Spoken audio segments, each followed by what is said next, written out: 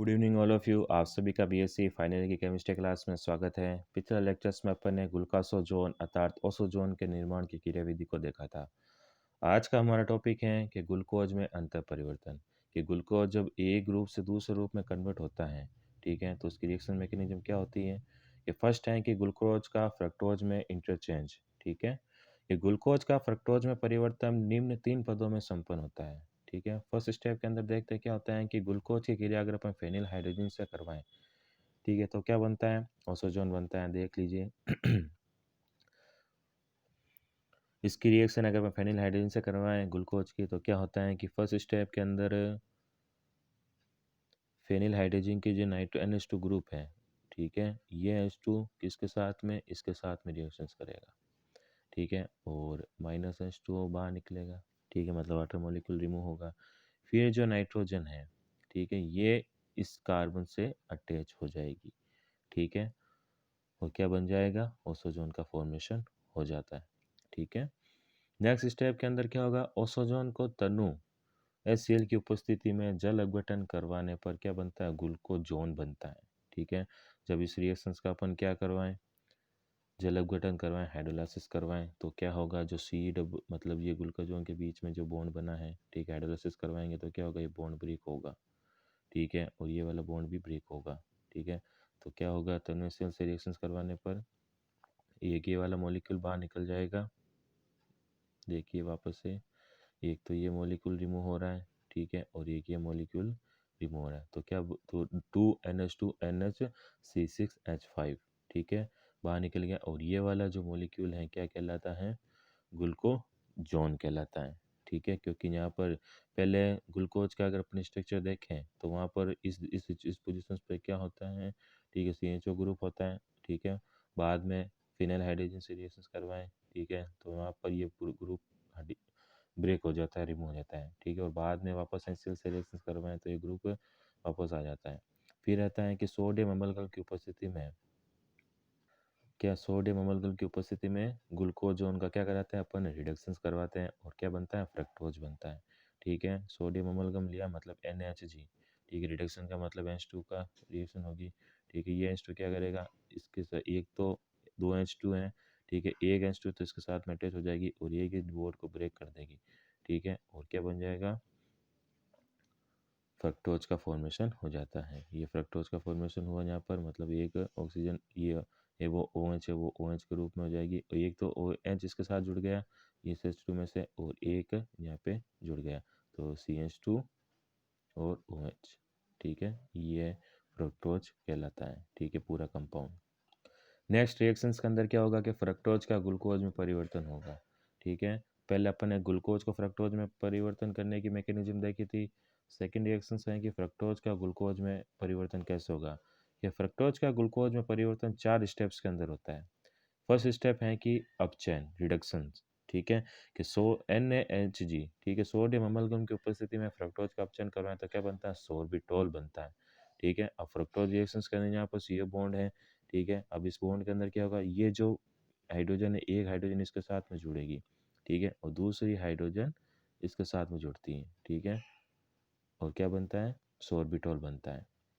Next step में क्या होगा, ऑक्सीडेशन होगा, कि ब्रोमीन जल की उपस्थिति में सोर्बिटल का क्या करवाते हैं अपन, ऑक्सीकरण करवाएं तो क्या बनता है, ग्लूकोनिक एसिड बनेगा, ठीक है। ये जो OH ग्रुप है वो कार्बोक्सिलिक एसिड के अंदर कन्वर्ट हो जाएगा। देखिए ऑक्सीडेशन कैसे होगा, इसके अंदर एक ऑक्सीजन का ऐड होना, ठीक है, तो ऑक्सीजन ऐड होगी तो यहाँ पर देखिए CHO ग्रुप है, ठीक है, एक ऑक्सीडेशन ऐड हुई, यहाँ पर इसका अटैक हुआ तो ये किसके अंदर, कार्बोक्सिलिक ग्रुप के अंदर कन्वर्ट हो गया, मतलब ग्लूकोनिक एसिड के रूप में कन्वर्ट हो गया सोर्बिटॉल। नेक्स्ट स्टेप में क्या होता है कि गामा इलेक्ट्रॉन का फॉर्मेशन होता है, ठीक है। कैसे है कि ग्लूकोनिक अम्ल को तन्व HCl की उपस्थिति में अगर अपन गर्म करें तो C4 और C1 से क्या, C4 कार्बन और C1 कार्बन से के जल अणु के निष्कासन द्वारा गामा इलेक्ट्रॉन बनती हैं। देखिए HCl की प्रजेंस में अगर अपन इसका क्या करवाएं, गर्म करें, ठीक है, HCl की उपस्थिति में गर्म करें तो इन दोनों मतलब पहले कार्बन मतलब फर्स्ट कार्बन और फोर्थ कार्बन से क्या वाटर मॉलिक्यूल रिमूव होगा। इसमें बता रखा है कि फर्स्ट कार्बन का तो OH और ये जैसे कि 1 2 3 और 4, फर्स्ट कार्बन से तो OH रिमूव हुआ और फोर्थ कार्बन से एक हाइड्रोजन, ये दोनों आपस में मिलकर H2O का रिमूव करेंगे, जिससे कि इन दोनों के बीच में क्या हो जाती है, बॉन्डिंग हो जाएगी, जैसे बता रखा है। ठीक है, इसकी ये ऑक्सीजन है इस वाले कार्बन की, तो ये दोनों के बीच में क्या बन जाती है, बॉन्डिंग हो जाती है, जिसको अपन क्या कहते हैं, इलेक्ट्रॉन कहते हैं। ठीक है, और गामा कार्बन से निकला है, ठीक है, इसको अपन इसलिए क्या कहते हैं, गामा इलेक्ट्रॉन। ठीक है, अगले स्टेप में क्या होगा कि गामा इलेक्ट्रॉन का अपचयन होगा। ठीक है, जब गामा इलेक्ट्रॉन का अपचयन होगा, अतः सोडियम अणु उपस्थिति में अगर गामा इलेक्ट्रॉन का अपचयन करवाएं, ठीक है, तो एक हाइड्रोजन तो यहाँ पे अटैक करेगी, दूसरे हाइड्रोजन यहाँ पे अटैक करेगी। ठीक है, जिससे कि ये H2O के रूप में HOH अर्थात वाटर मॉलिक्यूल निकला। ठीक है, वाटर मॉलिक्यूल निकला तो ये भी OH हो गया, ये भी OH हो गया। ठीक है, और यहाँ पे CH है। ठीक है, और एक OH यहाँ पे भी अटैच हो जाता है हाइड्रोलाइसिस के दौरान। ठीक है, इस प्रकार क्या, जो फ्रक्टोज है वो ग्लूकोज के अंदर कन्वर्ट हो जाता है। नेक्स्ट अपनी केमिकल रिएक्शन है कि एल्डोज की श्रृंखला लंबाई में वृद्धि। ठीक है, कि चेन लेंथिंग ऑफ एल्डोज, कि एल्डोज श्रेणी की कार्बन श्रृंखला में वृद्धि को अपन क्या कहते हैं, एल्डोज श्रृंखला में आरोहण या असेंडिंग ऑफ एल्डोज सीरीज भी कह सकते हैं। एल्डोज श्रेणी में उपस्थित एल्डिहाइडिक समूह की अभिक्रिया HCN से करवाने पर साइनोहाइड्रिन प्राप्त होता है जिससे एल्डोज की कार्बन श्रृंखला में एक कार्बन परमाणु की वृद्धि होती है और अभिक्रिया के क्रम से एक कार्बन परमाणु वाला एल्डोज प्राप्त होता है। और ये जो रिएक्शन होती हैं उसको अपन क्या कहते हैं, क्लियनी फिशर संश्लेषण के नाम से जानते हैं। अतः एक एल्डोज के से अग्र उच्च सदस्य के विष संश्लेषण में निम्नलिखित पद उपयोगी होते हैं। ठीक है, कौन कौन से स्टेप में होते हैं क्लियनी फिशर संश्लेषण। पहला होता है साइनोहाइड्रिन का निर्माण। ठीक है, सेकेंड रिएक्शन होती है कि साइनो समूह के जल अपघटन से क्या, कार्बोक्सिलिक समूह में परिवर्तन होना। तीसरी स्टेप है कि इलेक्ट्रॉन का निर्माण, और चौथा स्टेप में क्या है कि इलेक्ट्रॉन का वापस से क्या कराते हैं, अपचयन करवाते हैं। इस रिएक्शन का अगर पहली स्टेप देखें कि एल्डोपेंटोज की अभिक्रिया अगर अपन HCN से करवाएं, ठीक है, तो क्या होती है, न्यूक्लियोफिलिक सब्स्टिट्यूशन रिएक्शन होती है। ठीक है, और ग्लूको क्या साइनोहाइड्रिन बनता है। ठीक है, इस रिएक्शन को देखें, HCN से रिएक्शन करवाएं। ठीक है, ये HCN क्या हो करेगा,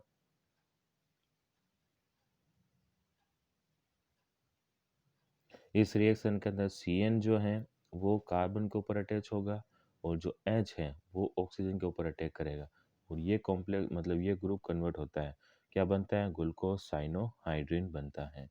सेकेंड स्टेप में क्या होगा, जो ग्लूकोसाइनोहाइड्रिन का अम्लीय जल अपघटन कराने पर ग्लूकोनिक एसिड बनेगा। ठीक है, मतलब जल अपघटन कराया, हाइड्रोलाइसिस करवाया, ठीक है, CN के जो बॉन्डिंग और ब्रेक होगी। ठीक है, और क्या बन जाता है, मतलब ग्लूकोनिक एसिड में कन्वर्ट हो जाएगा हाइड्रोलाइसिस के दौरान। ये रिएक्शंस कैसे होती है देखते हैं अपन।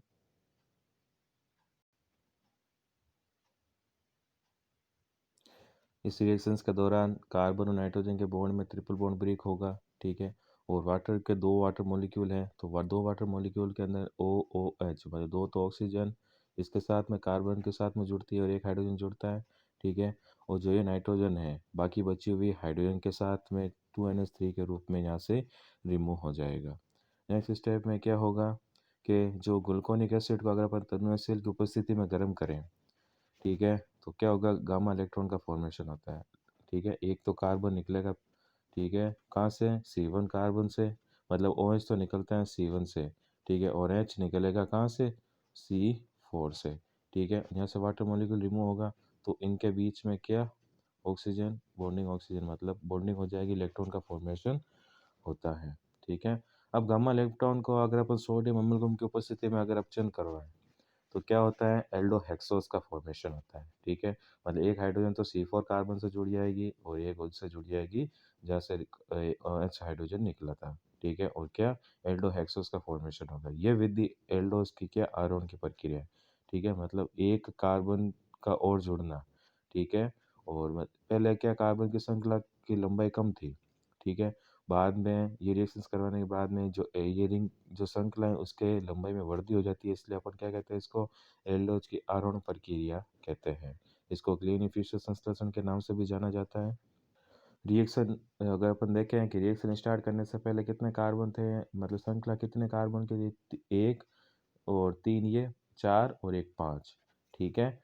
अब बाद में जब इसका अपन क्लीन-फिशर संश्लेषण करवाते हैं तब ये जो श्रृंखला है, ये श्रृंखला 6 कार्बन की हो जाती है। देखते हैं कैसे, कि एक ये जो ग्रुप है ये एक्स्ट्रा ऐड हो गया, बाकी 1 2 3 4 5 और ये 6, मतलब एल्डोज की जो श्रृंखला है उसके अंदर वृद्धि हो गई। अब इसके अंदर अपन एल्डोज फिशर संश्लेषण के अंदर एक एग्जाम्पल देखते हैं कि यह विशिष्ट उदाहरण डी एरिबिनोज से क्लीन फिशर संश्लेषण द्वारा दो समावेशी डी ग्लूकोज और डी मेनोज प्राप्त कर सकते हैं, जिनके C2 पर विन्यास में भिन्नता होती है। इस प्रकार शर्कराओं के एक असममित कार्बन पर C2 विन्यास में क्या होती है, भिन्नता हो, तो अपन उसको क्या कहते हैं, एपीमर रिएक्शंस कहते हैं। ठीक है, एपीमर्स कहते हैं। जैसे डी एरिबिनोज का एग्जाम्पल लेते हैं। डी एरिबिनोज भी यही पाथ को फॉलो करता है। ठीक है, जब आप डी एरिबिनोज के रिएक्शंस करवाते हैं CN से, ठीक है, तो CN इसके ऊपर अटैच हो जाता है और हाइड्रोजन इसके साथ में CHO के साथ में अटैच हो जाएगा। यहाँ पर सेम रिएक्शन होगी जो पिछले अपन ने देखी थी। ठीक है, यहाँ पर हाइड्रोजन अटैच हुआ और यहाँ पर CN अटैच हो जाता है। ठीक है, उसके पश्चात क्या होगा, ये इसका क्या कराते हैं अपन,